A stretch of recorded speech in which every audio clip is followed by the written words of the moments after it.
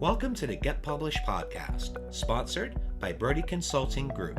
To get more information about our coaching, publishing, executive ghostwriting, and podcast production services, go to getpublishedpodcast.com.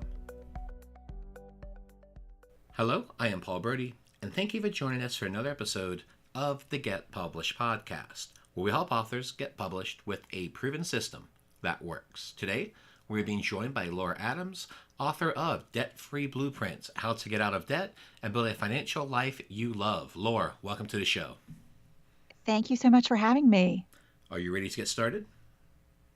I am ready. All right. Question number 1. What is the one piece of advice that you would give to a first-time author who is currently writing their book?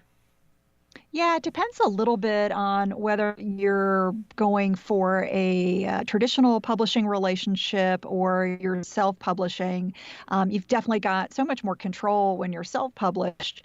But I think the first piece of advice I would give, and the most important piece of advice, is to really begin with the end in mind. So what is the ultimate purpose of the book? To think about, are you writing this book just because you want to connect with readers? Or, is it just kind of a lifelong dream? Or is it something that is related to some business goals that you have?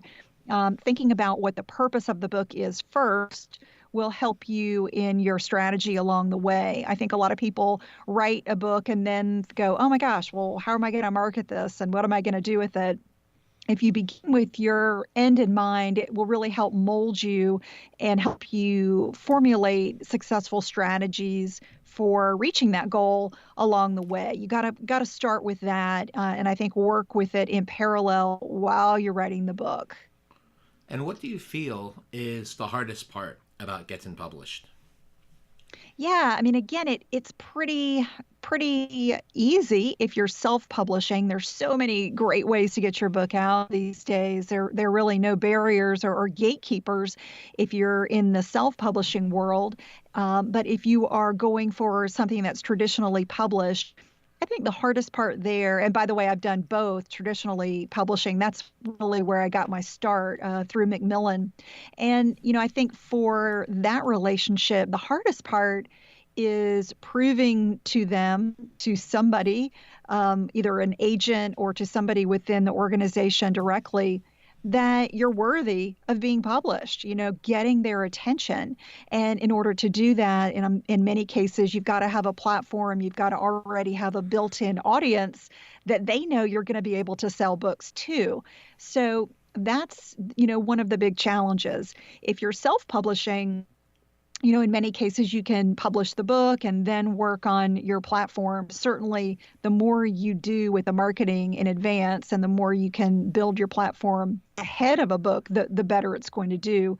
So I'd say it depends a little bit on your strategy, but, I think definitely just figuring out which direction you want to go and making sure that you've got a way or a channel to market the book properly. Well, that's going to transition nicely to our next question, and that is about marketing. So please share a marketing strategy that you have used in your book launch that has worked well. Paul, it's interesting. I feel like I've been marketing for my books kind of my whole career. There really isn't just one thing that I've done.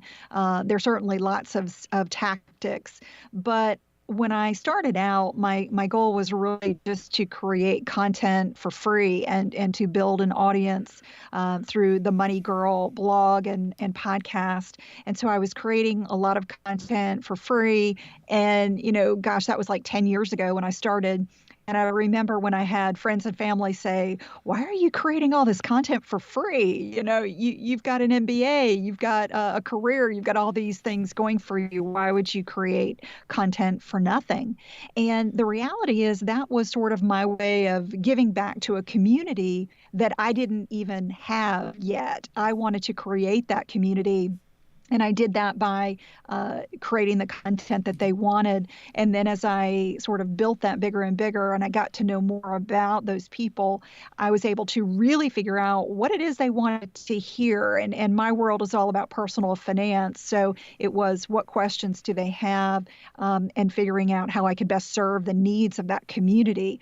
So certainly creating that community, and I think it applies no matter if you're writing fiction or nonfiction. That's a really great strategy, I think, overall. But when we talk about tactics, I'd say one of the more specific tactics that I used recently with my most recent book, Debt Free Blueprint, was creating a pre-order strategy. So what I did was about two months before the book was to be launched, I created an email launch strategy to let my folks in my community and on my email list know what was coming, and sort of gave, I would say, maybe a teaser, every week, and increasingly giving them a little bit more information about the book, getting them a little bit more involved, getting volunteers to get advanced reader copies, to give me feedback, and to also give reviews on Amazon if they chose. I was kind of like, hey, I would encourage you.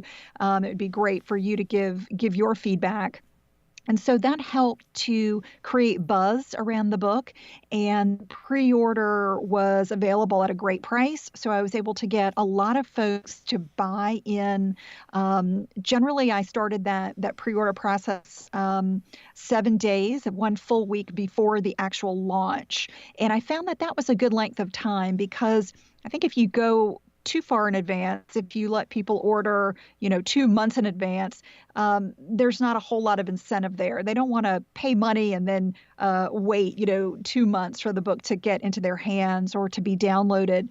So I think about a week ahead of time is a good length of time where people are ready to make a commitment and know, okay, in 7 days minimum, I can or maximum, I can get that book that I want and I'm really interested in. So that strategy worked really well for me recently, and then I went and launched the book as an audiobook shortly after the launch was completed for ebook and paperback. Did you have any complications with the pre-order process? It's one thing I always ask any of our guests that have gone through the pre-order strategy, because we've heard conflicting stories that it's worked out really well or it's been terrible. So what has been your experience with the pre-order process? Yeah, it did work fine for me on Amazon. I did not have any issues. One thing that Amazon tries to get you to do is just to do pre-order for ebooks and don't allow so much for paperbacks. Now, there are some workarounds that you can go through to create the book as a seller on Amazon, and sell the paperback version. It's a little complicated, and I actually did not do it. I just did pre-order for the ebook. And I did have some people who said, well, Laura, can I get the paperback on pre-order?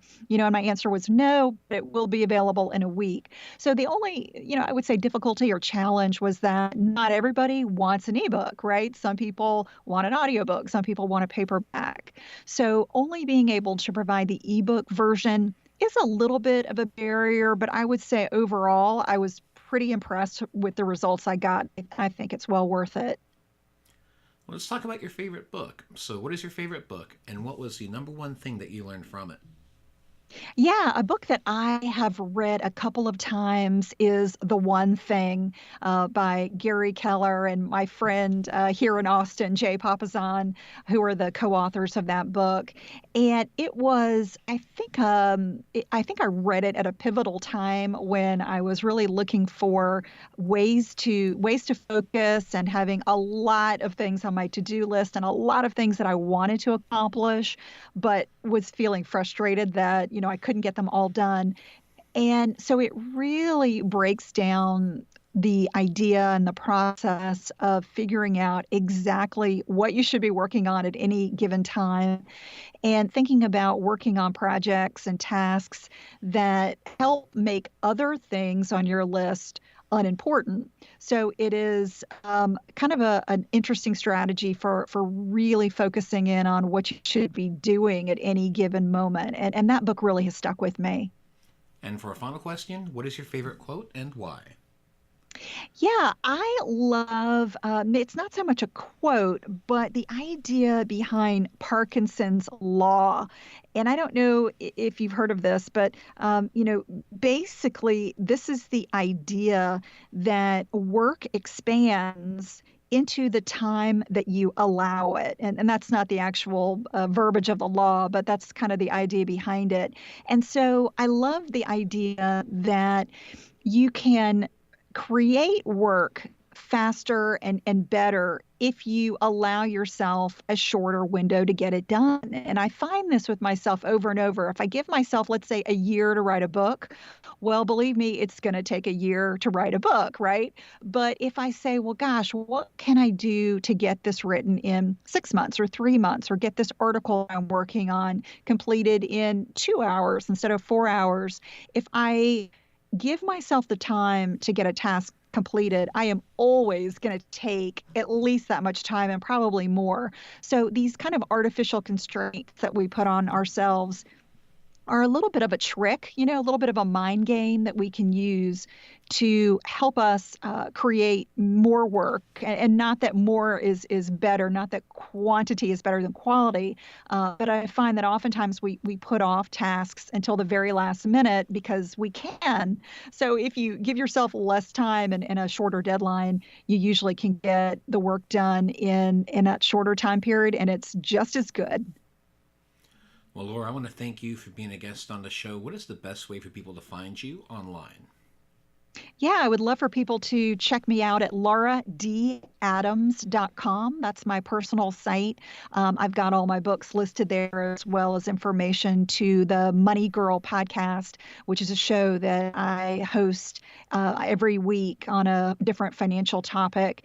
That's a great way to reach me. And also the Quick and Dirty Tips Network. That's a blog and also a site where all of the archive of the Money Girl podcasts are hosted. So either way is are great ways to get in touch. Also, I'm, of course, on Facebook, Twitter, and Instagram, and would love for people to follow me there. Laura, thank you once again for being on the show, and I wish you all the best in your author journey ahead. Paul, thank you so much. It's been my pleasure to be with you. Thanks again for joining us today. To learn more about how you can be featured in our brand new Get Published business book, go to getpublishedpodcast.com.